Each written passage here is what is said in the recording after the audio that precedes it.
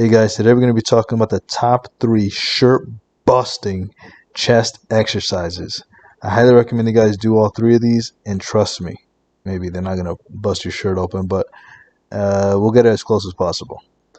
First exercise is going to be just your basic bench press, the king of all chest exercises.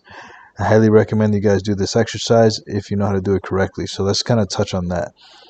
First thing you're going to want to do is drive your shoulder blades together first. Then you get on the bench, then you pick up the bar. But the main thing here is that you maintain your forearms perpendicular to the ground. So usually that means that you're bringing the bar to around your lower chest level or nipple height. But before we continue, a word from today's video sponsor. Me. I'm today's video sponsor, and if you'd like help losing fat or gaining muscle, there's a few ways I can help you down below. Either set up a free consultation with us, purchase through one of our free affiliate links, or purchase one of our instant access affordable training programs. Can't wait to be of service to you. Now let's get back to the rest of the video. Another thing you want to make sure you're doing is coming down to a full flexion at the bottom and then full extension at the top. So you don't actually have to fully extend the elbows, but by full extension I mean that you can go high enough to where you're not completely locked out, but you're actually really working your chest in that position. So when you lock out completely, you're not working your chest as much as you would if you keep your elbows slightly bent and you're thinking about actually squeezing the bar together. Think about doing that, and make sure obviously you do this in a slow and controlled fashion. Don't arch your lower back. You can keep tension on your feet, but you mainly want to be pushing with your chest. Next exercise we're going to be doing is an incline Smith machine chest press. Don't let the weights fool you guys. These plates that are on there are actually 400 pounds each. Just joking, they're like 10 pounds each, but I'm just showing you how to do the exercise. Make sure you get the bench set up. Make sure it's centered. That's the hard thing about these Smith machines that don't have a bench inside of them already and centered. You have to actually center it yourself. Make sure you do that right.